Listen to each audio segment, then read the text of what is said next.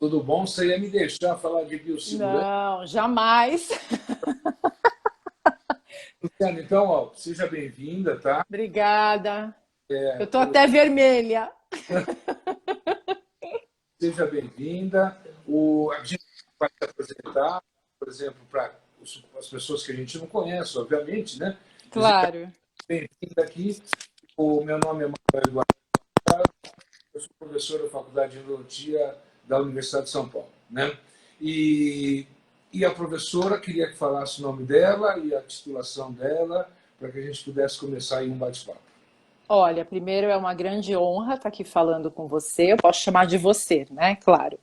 E eu fiquei nervosíssima quando o pessoal falou que era com você, porque apesar de eu não entender nada de endodontia, eu sempre ouvi falar o seu nome, a gente sempre se viu em alguns eventos, mas eu sempre via de longe, assim, né? Então, quando me falaram que a gente ia conversar, eu falei, meu Deus. Bom, eu não sei nada de endo, a gente conversou antes, você disse que quer saber muita coisa de biossegurança, então eu acho que a gente vai ter um bom papo, né? Na verdade, professor, eu vim da área médica, né? Eu entrei na faculdade bem novinha e com 20 anos eu já era biomédica e trabalhava com microbiologia. E fui trabalhar com neurocirurgia e toda essa parte de controle de infecção, citogenética, enfim. Ah, Quando eu já tinha filho, inclusive, eu tive filho bastante jovem também, eu resolvi fazer odontologia. E aí,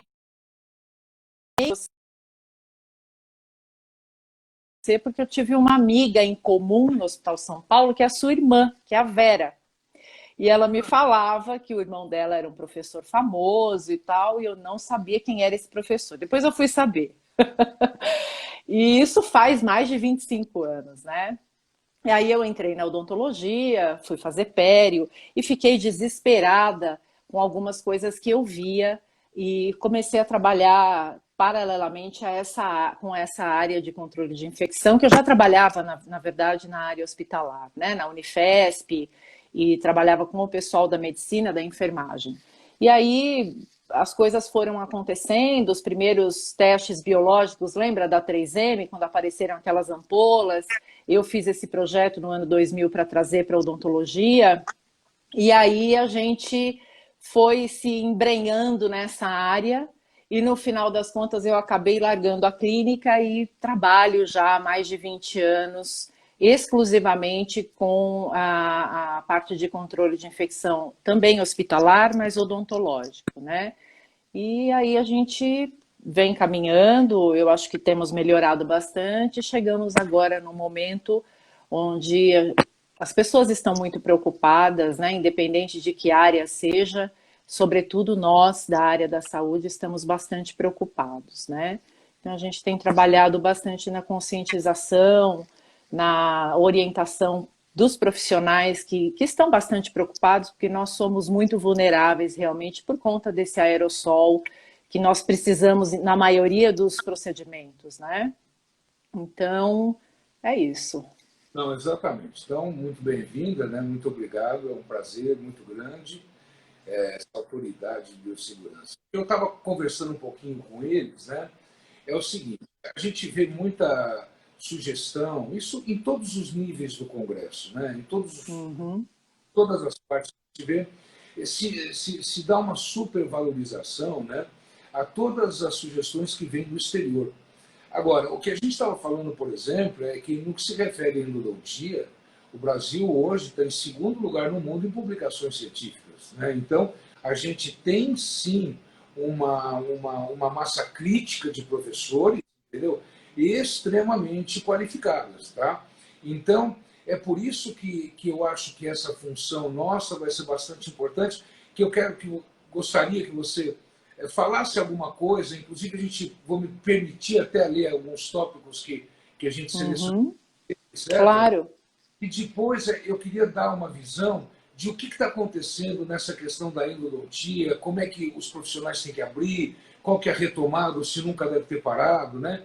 Então, aí eu Uhum, de juntar essas áreas aqui, tá certo? Então, Luciano, claro. a gente anotou aqui, tá? Algumas perguntas que veio para você, tá? E que batem bem dentro das nossas dentro das nossas necessidades. Tá? Então, por exemplo, olha, quais seriam, né, quais poderiam os EPIs realmente necessários para trabalharmos com biossegurança? Porque tem muita coisa também, né? Existe uma parte de empresa que ela começa a fazer uma série de sugestões e muitas vezes sugestões que não são tão compatíveis na nossa Sim. cidade, na nossa questão. Você gostaria de responder e a gente Sim. seguir? Falo tudo para você agora, vai. Não, a gente vai ponto a ponto, eu acho que pode Vai. ser assim. A questão dos EPIs, ela é fundamental, talvez seja a principal, né? A gente tem que tomar bastante cuidado, sobretudo com as mucosas nasais, mucosa oral e a mucosa ocular. Então, infelizmente, professor, alguns profissionais não utilizavam óculos de proteção, né? Por exemplo, se é um profissional que utilizava como você usa um óculos de lentes corretoras, a maioria que usava já considerava esse óculos uma proteção, não é? Então, começamos pelo óculos, que é um dos pontos principais, óculos de proteção. Nós podemos comprar, inclusive, pedir para algumas empresas fazerem os óculos de proteção com o seu grau, que é uma coisa super interessante para que você não tenha que usar três, né, que seria o óculos de proteção e mais o face shield. Hoje eu recebi até de algumas profissionais que fizeram curso conosco uma foto que chegaram os óculos e ficou assim bem confortável. Uma coisa que a gente não vê americano usar, o norte-americano, e normalmente o estadunidense, né? A gente fala norte-americano, mas nós somos americanos também. E eles não usam o gorro, mas o gorro é algo que é fundamental, sobretudo em relação a essa questão dos EPIs para o aerossol. Então, o gorro, óculos de proteção, a máscara é algo que vai diferenciar um pouquinho do que nós estávamos utilizando até 3 meses atrás. Então, a máscara, que nós chamamos de respirador N95, é uma máscara um pouco diferente daquela que nós estávamos acostumados, que seria a máscara cirúrgica. Essa máscara talvez seja o ponto fundamental de encarecer os EPIs, porque os EPIs tomaram agora um patamar de custo bastante alto depois de toda essa pandemia, né? Então, essa máscara aí é o nosso ponto principal de atenção, porque muitas vezes você vai comprar uma máscara e vai achar essa máscara por R$ 50. E, fundamentalmente, a gente tem que entender que essa máscara tem um tempo de uso. Então, o que foi decidido até pela Anvisa e é uma orientação nacional? Que, apesar dela ser inicialmente para descartar o uso único, a gente vai dar um uso estendido para essa máscara e talvez até para que esse uso estendido seja maior, a gente rodizia essas máscaras comprando de 3 a 4 para cada pessoa que trabalha na equipe, acondicionando num pote plástico que tenha perfurações e faça um rodízio dessa máscara, porque ela deve ser jogada, deve ser descartada quando estiver molhada ou os elásticos estiverem danificados e não mais funcionais, ou se estiver suja. Então é muito importante que a gente entenda que o principal, no caso da pandemia, a gente fazer essa proteção dos olhos, nariz e boca. E aí os aventais, né, que seria um avental minimamente hidrorrepelente, né? A gente usa normalmente para cirurgia o de 50 gramas, mas o de 40 gramas é o suficiente para a clínica, e luvas, né? Os sapatos, eu acho que pode ser um sapato de uso restrito à sua própria clínica, ao próprio consultório. E o mais importante, que a maioria não usava e agora precisa usar, isso é fundamental, é o protetor facial, que a gente chama de face shield. Então, essa paramentação, ao contrário do que algumas pessoas no início estavam criticando e perguntando, ela não é algo demais, não é frescura, é necessário. É lógico que quanto mais aerossol você promover com aparelhos, equipamentos, mais contaminação. Mas é necessária essa paramentação para todos os profissionais, mesmo que não seja da endodontia, mesmo que seja um profissional da ortodontia. Tá? Isso é muito importante, né? Porque às vezes começa a vir uma quantidade muito grande de material que você tem que usar, curso que você tem que usar, e no final você rompe, entendeu? aquilo que é essencial. Sim. Não simplificar a questão, não querendo tirar a importância da questão, as pessoas sabem que o vírus morre lavando a mão, quer dizer, com sabão e com Sim. o hipoclorito, né, que para nós, para a endodontia, é uma beleza. Em primeiro lugar, Uhum. né? Segundo, isso reduz um pouco essa questão se você tem um bom sugador, né? E depois, Uhum. essa proteção é uma garantia bastante interessante, tá certo? Uma outra coisa que o pessoal tem perguntado aqui é em relação às reações pirogênicas, tá certo? Sim. Queria que você explicasse um pouquinho, né, para o pessoal, Uhum. o que a gente pode fazer para evitar isso.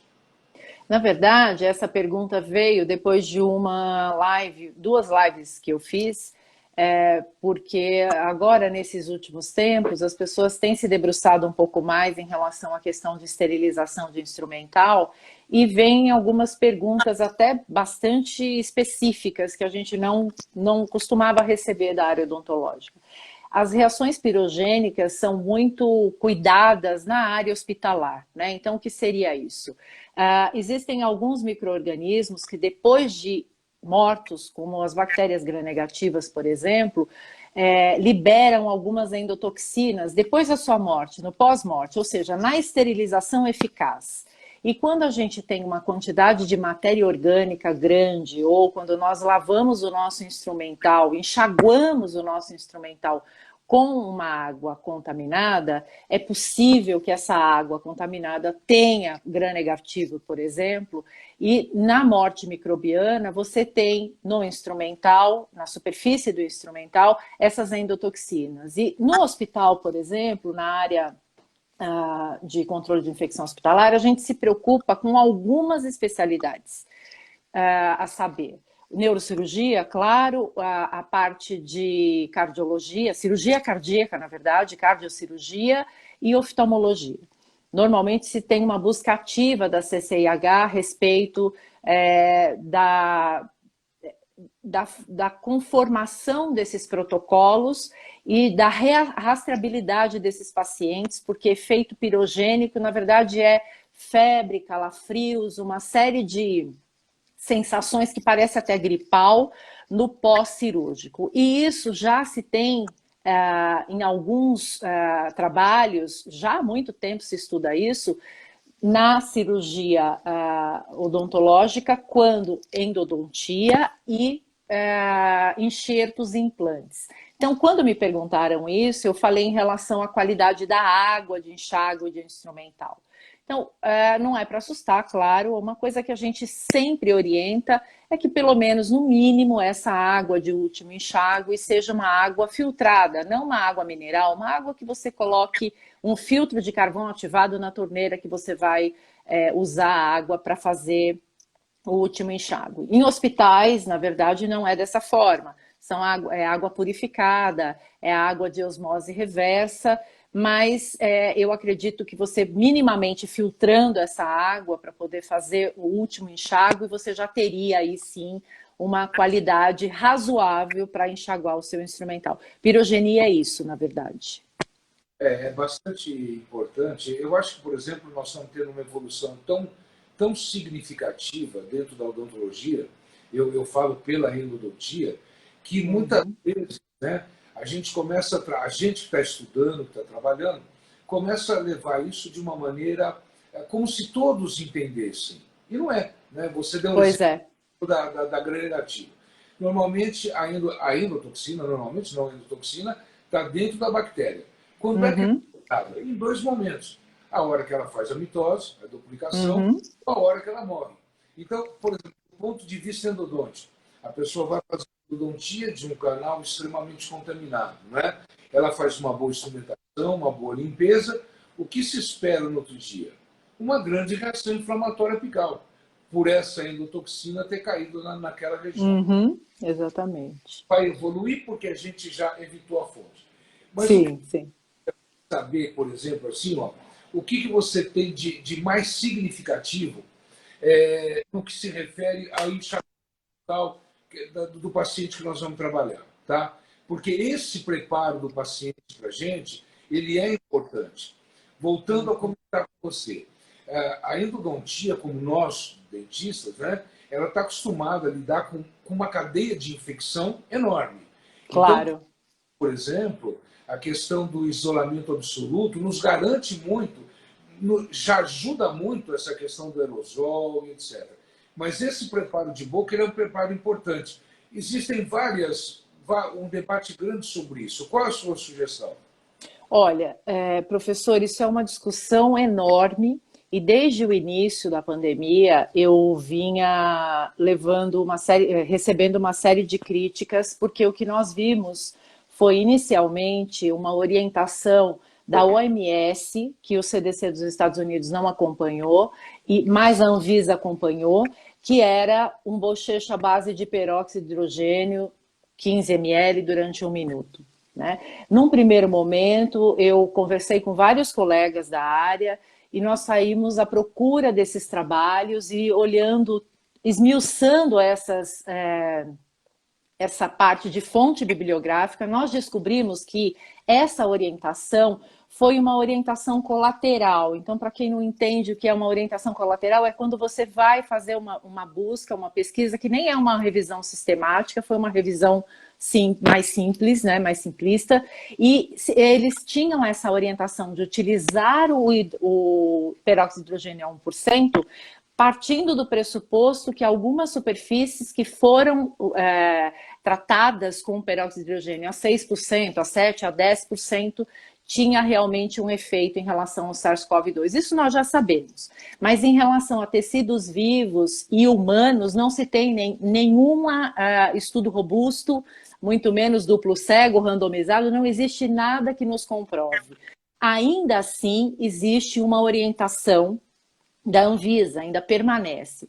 Mas aí voltando, eu sempre disse que a clorexidina 0,2, né, normalmente a 0,2 nesse sentido de uso de bochecho prévio, que não nos interessa nesse bochecho prévio, que é um único bochecho, se a pessoa vai perder coloração do dente, ou vai formar alguma coloração, ou ter algum problema com o paladar, eu sempre insisti nesse assunto. Então, vamos manter a clorexidina 0,2 por 1 minuto. E se você se sentir ainda pressionado por alguma questão até psicológica, faça os dois. E é isso que a maioria dos colegas tem feito. Agora, semana passada, eu me senti muito mais confortável, porque nós recebemos as primeiras orientações do CDC dos Estados Unidos para a área odontológica especificamente.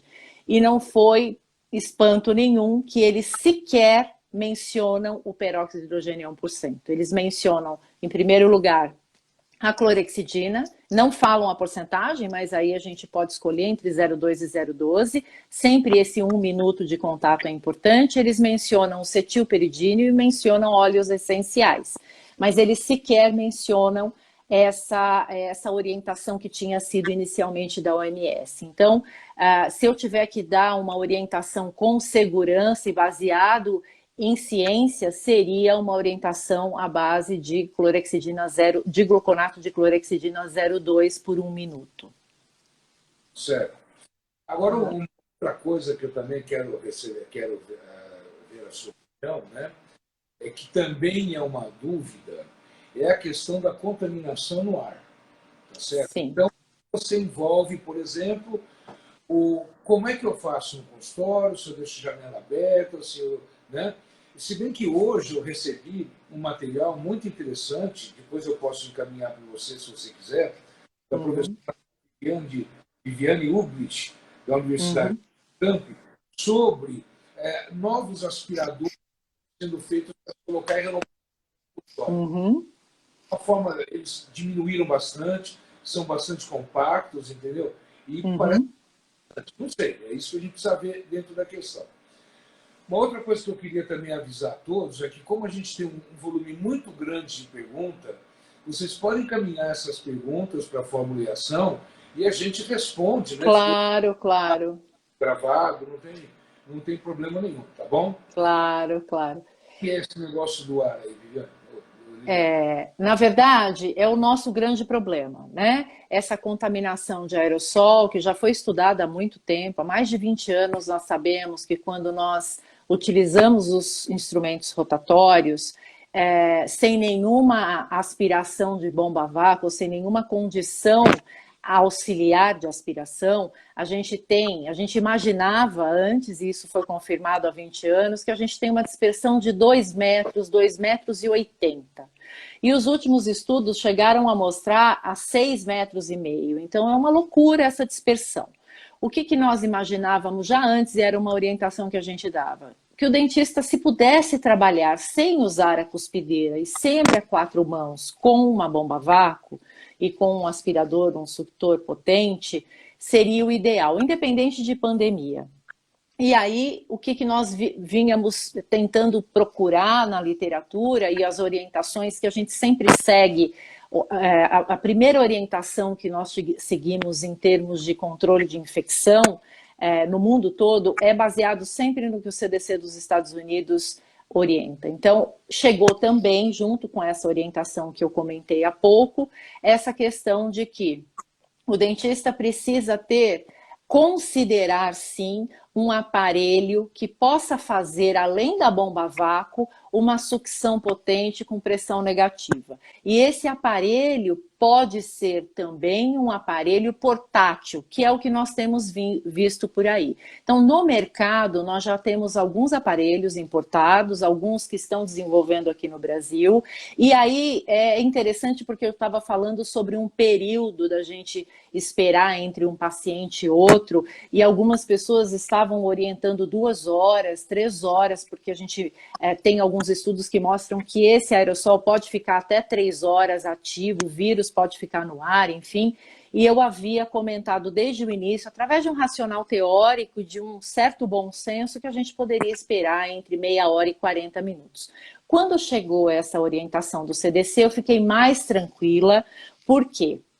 Considerando o uso desses aparelhos portáteis, professor, segundo o CDC, a gente pode esperar somente de 15 a 20 minutos de um paciente para o outro. Isso eu achei fantástico, porque isso não iria impactar tanto no nosso dia a dia e na nossa quantidade de pacientes que a gente precisa atender. Então, é um combo, na verdade. Trabalha 4 mãos, bomba a vácuo, usando EPIs, trabalhando com alguém que saiba auxiliar a 4 mãos e trabalhando com esses aparelhos portáteis que eles sugam e têm uma pressão negativa muito próximo da boca, né? Obviamente, quando você dispensa o paciente, isso é consenso, isso é comum, todos que estudam isso concordam, que se você tiver uma janela no seu local, da sua sala clínica, é muito salutar, é uma orientação bastante recomendável que você feche a porta saia do seu consultório com o seu paciente, o seu auxiliar, e abra a janela para ventilar. Então, se você conseguir fazer esse combo todo, você teria um ar bastante seguro no sentido de qualquer contaminação. A gente está falando do SARS-CoV-2, é óbvio que o que nos interessa mais agora é isso. Então, trabalhando a 4 mãos, trabalhando com bomba a vácuo e tendo um aparelho de sucção potente, que seja portátil, porque em alguns países já existem aqueles centrais que saem da parede diretamente, que é o caso de Israel, que é uma normativa, senão o dentista não trabalha, se não tiver esse tipo de sucção.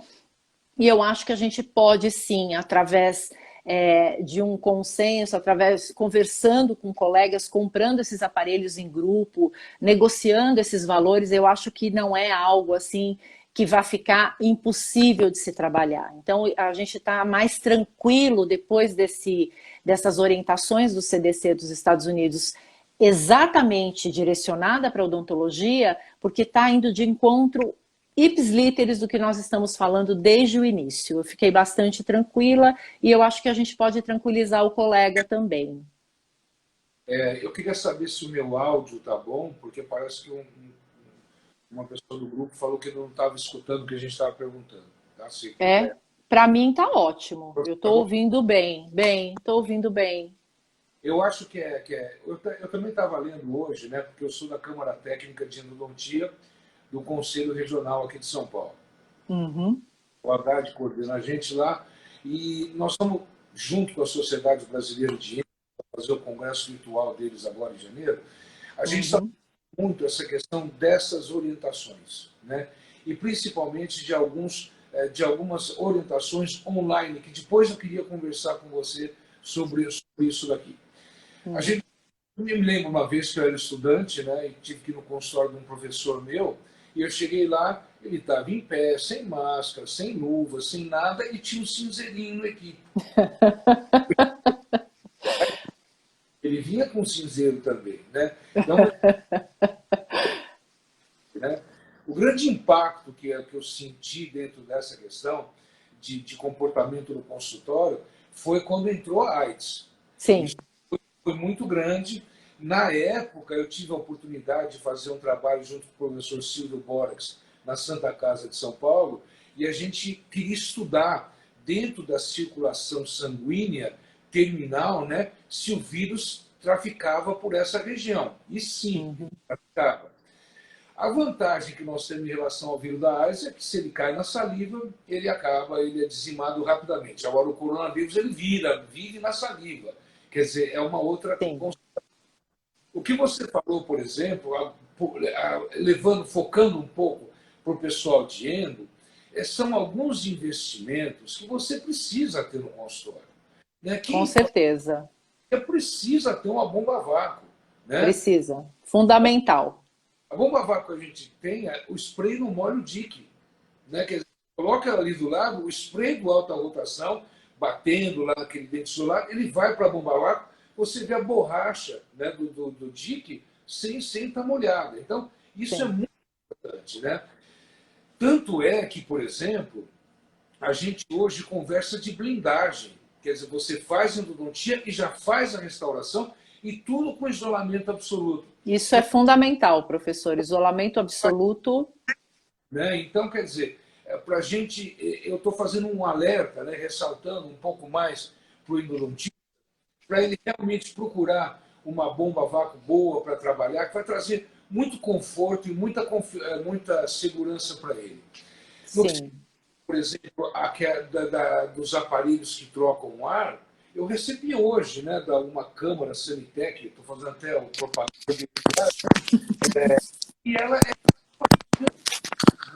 e ela faz essa troca do consultório. É um exaustor, né?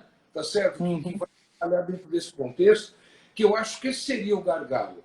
Não para agora. Eu acho que para agora o que você falou, né, em relação à janela, em relação a você esperar meia hora para você atender e voltar, eu acho que também é o suficiente para a gente poder retornar a essas nossas atividades. E agora eu queria conversar com você, e a gente conversar esse papo em conjunto, entendeu? Sobre essa questão legal. Né? Quer dizer, Sim, isso é importante. uma pergunta aqui que, por exemplo, o colega está perguntando o seguinte, né? Como nos proteger legalmente em relação ao paciente de eventuais processos em relação à pandemia? O termo de consentimento é importante, tá? Super importante. Isso eu queria que você dê a sua opinião, eu quero dar a minha, entendeu? E a gente trabalha nisso aí. Pode? Na verdade, professor, a pandemia, eu consigo olhar, eu acho que você também tem essa visão mais ampla, tudo isso que nós estamos passando nesse momento, que é uma situação muito complicada para todo mundo, pobre, rico, preto, branco, dentista, médico ou a pessoa que está coletando lixo na rua. É muito complicado para todos. Mas nós, profissionais de saúde, nesse momento, a gente precisa começar a melhorar os nossos processos. E esses processos que eu estou falando não são só técnicos. Tudo aquilo que a gente aprendeu em odontologia legal, tudo aquilo que o CRO e o CFO vem falando há muito tempo, sobretudo o CRO de São Paulo, que é muito competente nessa questão de ética, a gente nunca, talvez, eu estou me colocando como a maioria, como uma dentista comum, a gente não tenha dado o devido valor. Por exemplo, prontuário sempre foi muito importante, e a gente aprende isso na faculdade, às vezes deixa isso para lá, tem isso como uma disciplina, entende que é importante, mas parece que o dia a dia, as coisas ficam tão complicadas e a gente acaba sendo engolido por essa rotina. Nesse momento, então, já que nós tivemos que parar de qualquer forma, Eu sei que tem pessoas trabalhando com emergência, alguns da odontologia hospitalar, que ainda estão nos hospitais, mas eu acho que 95% ou mais dos nossos colegas estejam em casa ou retomando agora. Eu acho que esse momento é muito importante para que a gente reforce as nossas boas práticas em todos os sentidos, estude mais, não só biossegurança, como na sua própria especialidade e, sobretudo, tenhamos um respaldo legal de todos os processos técnicos que nós temos. Então, você vai chamar o paciente para o seu consultório nesse momento, é importante porque, apesar de nós sermos os mais vulneráveis, os pacientes estão com medo, não estão? Eles estão com medo. Eles não precisam ficar com medo, porque o dentista vai se preparar para atendê-lo da melhor maneira possível, até porque nós somos os mais vulneráveis, muito mais do que os pacientes. Mas nesse momento, nessa questão de processo legal no caso, eu acho muito importante. Eu conversei com advogados da área, né? Eu tenho pessoas na minha família que também entendem muito da área, e é muito recomendável, é altamente recomendável que você nessa volta faça um termo de consentimento, até para mostrar para o seu paciente tudo que você está fazendo para recebê-lo com a maior segurança. Afora isso, essa questão de mostrar para o paciente como é o seu processo de biossegurança. Talvez a gente nunca tenha se preocupado com isso. Nos últimos 20 anos, para quem viaja ao mundo, eu sei que você viaja bastante também, o que a gente percebe nos restaurantes contemporâneos? A cozinha está exposta, não está, professor?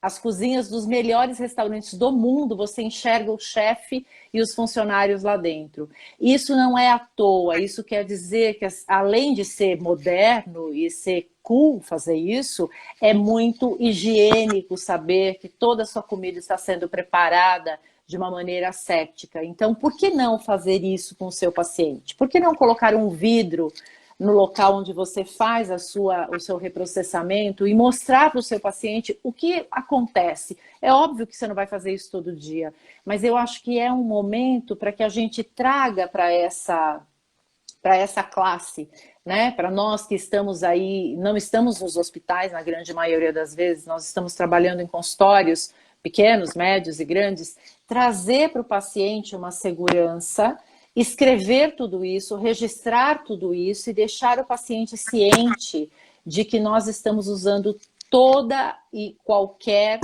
tecnologia possível e que nós estamos informados. Isso é muito importante. Eu queria fazer um comentário em relação a essa questão, porque a gente terminou agora um curso de sucesso, insucessos e retratamento, né?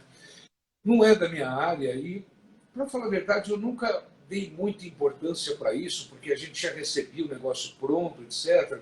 Mas eu me propus estudar de uma maneira um pouquinho para ter uma visão extremamente direta nesse mundo que a gente vive, né? De relação ao processo, problema com o paciente, etc. Então vamos lá. E a gente viu, né, que a odontologia é uma profissão de meio, ela não é uma Sim. profissão voluntária, tá certo? Então, quer dizer, o dentista, ele, não, ele tem que fazer o melhor dele, ele tem que estar apto a isso, obviamente. Claro. A lei diz que pelo menos ele tem que saber o que um dentista deve saber, tá certo? De tão, né, que é. E o resultado dele, se vai dar certo ou não vai dar certo, não está muitas vezes na nossa mão. Exatamente. Existe um Exatamente. monte de coisa interferindo nisso, bactérias, outros ecossistemas, etc., que às vezes não vão permitir o sucesso do nosso tratamento. Então, por exemplo, quando eu faço uma endo, eu faço o melhor de mim. Se vai dar certo ou não, não está na minha mão. Tá? E a lei, ela entende muito isso. Né? Ela entende muito isso. Então, quer dizer, quando você, diferentemente de resultado, né? Quando você Sim. faz odontologia, uma medicina de resultado, que às vezes a pessoa promete um resultado, promete uma coisa e não atinge o resultado, aí ela pode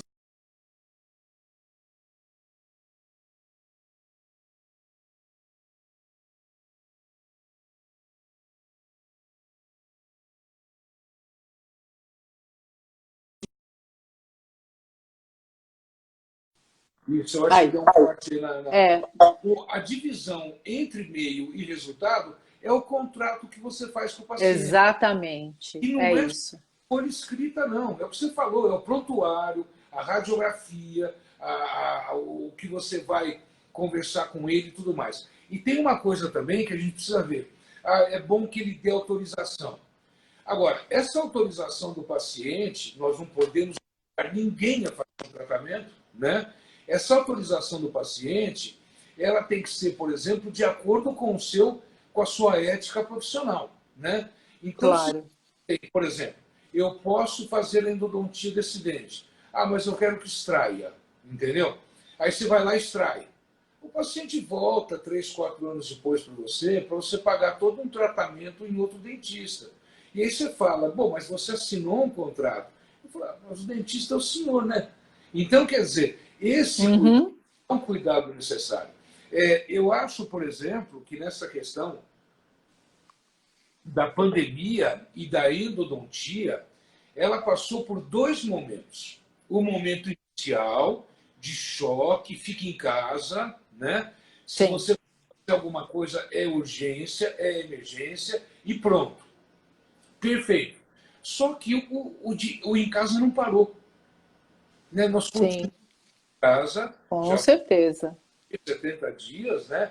E as coisas estão acontecendo. Então, a gente vê, e isso é importante, a gente, por exemplo, o paciente, o nosso colega, saber que jamais, em momento algum, a Anvisa, o CRO, etc., proibiu o dentista de trabalhar. Sim, Ele com recomenda, certeza. faça urgências, né? É melhor isso, fica um pouco em casa, a gente não conhece direito, mas você é um profissional de saúde e você escolhe o que você vai definir, né? Perfeito. Agora, o que acontece? Acontece, por exemplo, né, que a tua urgência ou a tua emergência, tá certo? Ela vale 2 dias, 3 dias, né? Sim, Você, exato, você faz um procedimento aquele dia, vamos supor uma pulpectomia, 4 dias depois, se você não voltar a fazer uma endodontia, isso vai levar a uma necrose tecidual e a levar a uma lesão e a reação inflamatória, né? E um processo infeccioso. E nós sabemos muito bem duas coisas significativas. A reação inflamatória favorece a ação do vírus, né? Tanto é que sim, com certeza. ali acompanhando processos inflamatórios. E uma outra coisa que é muito importante, né, é, por exemplo, o fato de que hoje a gente sabe que existe sim correlação geral na saúde.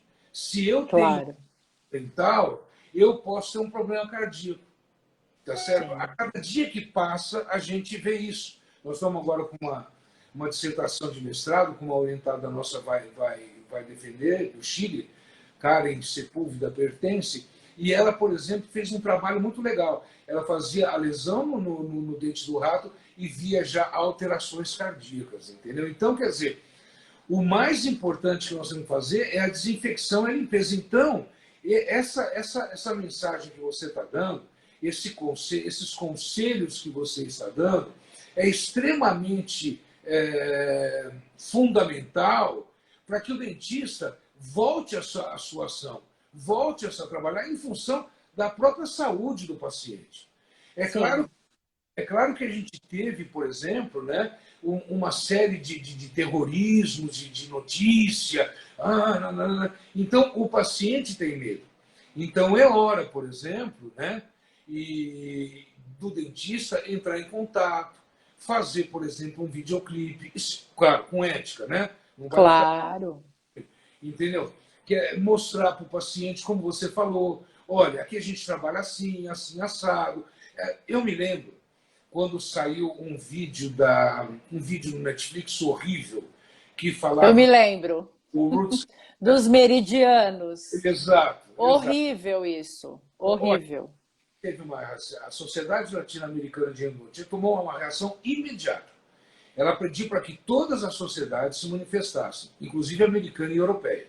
A gente conseguiu, em 2 meses, tirar esse vídeo do Netflix. Tá certo? Agora, o mais importante é que o dentista tinha uma carta do Conselho da Sociedade Brasileira mostrando que aquilo não era verdade. Isso é fundamental, porque Ele o não, paciente assiste. exato, ele não ficava, por exemplo, querendo convencer o paciente a fazer o tratamento. Sim, sim, isso é fundamental. Então, esse procedimento que você falou, de você explicar para o paciente, é interessante, sim, ele fazer um pequeno roteiro e coloca Claro, a ação da sociedade americana, sociedade brasileira, Anvisa, entregar, claro. porque aí você fica livre de qualquer tipo de coisa dentro desse sentido, né? Então, essa questão relativa a você a fazer essa abordagem do paciente voltar a trabalhar, para nós eu acho que é fundamental. E trabalhar com segurança. É, Então, eu acho. É, por isso desculpe. que você falou, esses pontos, entendeu? Esse mito da questão do ar, tá certo? Uhum. Questão da biossegurança que você tem que entender, a necessidade de alguns equipamentos. Gente, esse aspirador, essa troca de ar, ele está sendo remodelado para uso odontológico, ele não vai sair caro. E é uma coisa que vai garantir para a gente muito. Eu acho que essas medidas de biossegurança que a gente toma hoje, ela vai ser fundamental, tá certo? Para que a gente possa evitar doenças muito piores no futuro, né? Claro, claro. Isso é muito bom. E uma outra coisa também, né, que eu queria que você quer discutir mais algum ponto daqui? Não, eu só gostaria de reforçar isso que nós falamos e colocar assim, nesse primeiro momento, eu acho importante você investir um pouco de tempo, já que tempo às vezes está sobrando, né? Nesse momento a gente está com tempo até demais e com muitos problemas para resolver, mas o tempo não falta, falta tanta coisa, mas o tempo eu acho que a gente tem que se organizar e tentar fazer, através da sua equipe, ou você, a sua secretária, o seu assistente, um contato, um approach mais humanizado com esse paciente. O paciente está com medo, ele vai ter dor, porque as doenças não vão parar, né? Ele vai ter pulpite, ele vai ter câncer, ele vai ter acidente, ele vai quebrar o dente, vai acontecer tudo normalmente. E você precisa colocar o seu consultório, a sua clínica, como uma clínica confiável, como um profissional que está ali aguardando esse paciente, que se preparou nesse momento de distanciamento social e que sabe perfeitamente que você entende a fisiopatologia do vírus, que dentro do que nós podemos entender, porque tem muita coisa que nós não sabemos ainda. Aí eu dou algumas orientações. Compre um oxímetro de pulso, de dedinho, coloque na equipe todos os dias, coloque no seu paciente, pegue um saco plástico, coloque as coisas do seu paciente, porque ele pode estar assintomático, ele vai levar vírus para dentro da sua clínica. Coloque um propé nesse paciente, não tem nada a ver com infecção de cirurgia, mas o propé nesse momento é importante.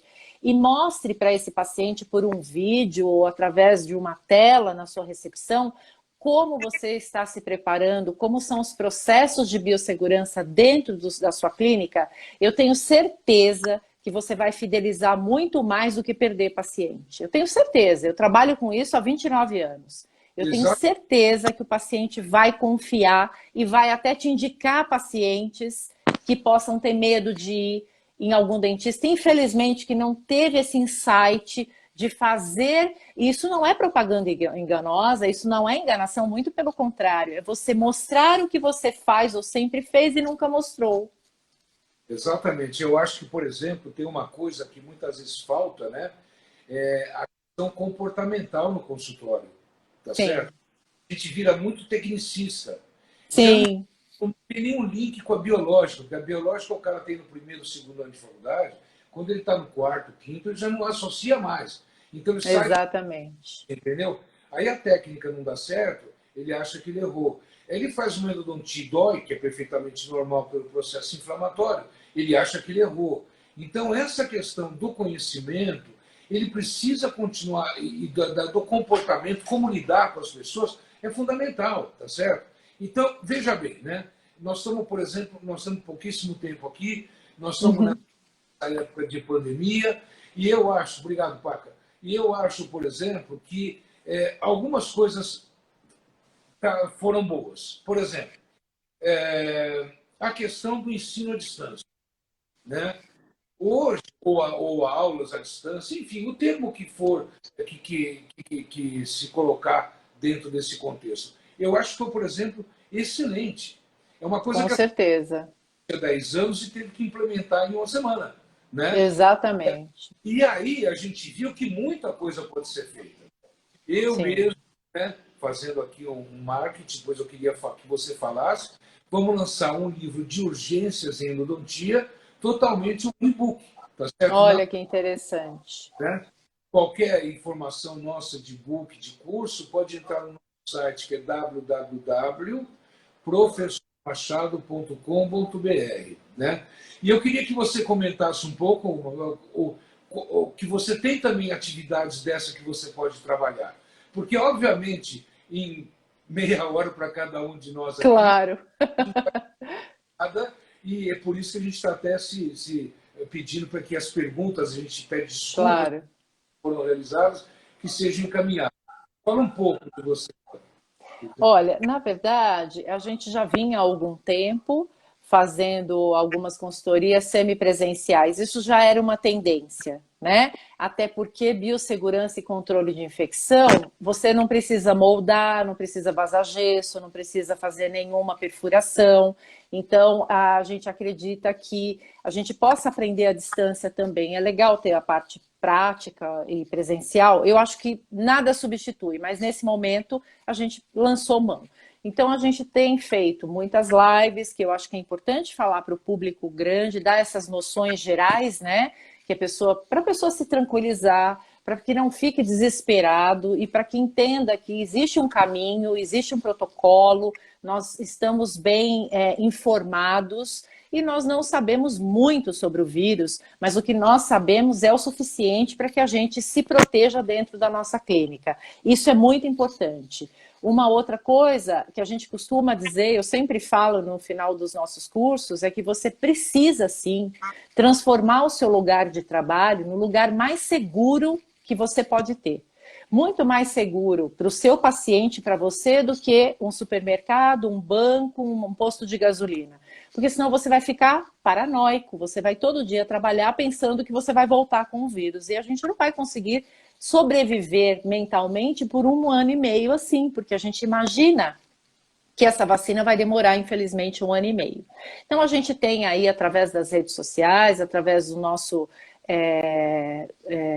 Instagram, do nosso e-mail, todas as informações. A gente costuma dar um curso ao vivo, eu não faço curso gravado, é eu e uma turma pequena, uma turma como se fosse numa sala de aula mesmo, que as pessoas podem tirar dúvida individualmente, e eu acho que está indo super bem. Se vocês tiverem a intenção de fazer, nós estamos à disposição.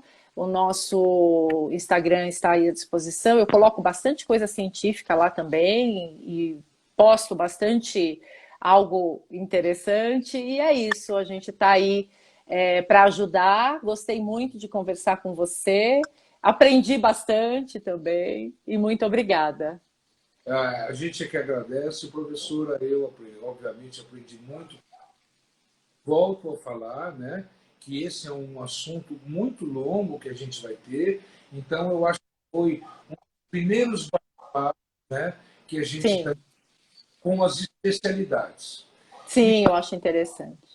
eu peço desculpa também, né, para aqueles que estão fazendo perguntas e a gente não está podendo responder, e a gente pede para caminhar lá, tá bom? Então, professor, Tá. obrigado, muito obrigado pela presença de todos aí. Muito obrigada.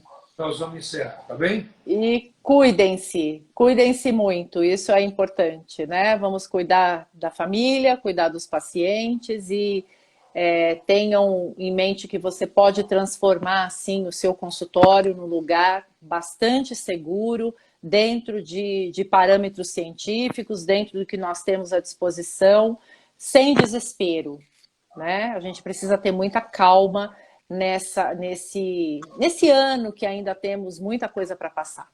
Tá bom? Muito obrigada pela Tá? oportunidade. Eu estou sempre à disposição, viu, professor? Muito obrigado. Esse esclarecimento ao paciente do que a gente pode fazer. Boa noite a todos. Boa noite, boa semana, bom final de semana. Tchau, tchau.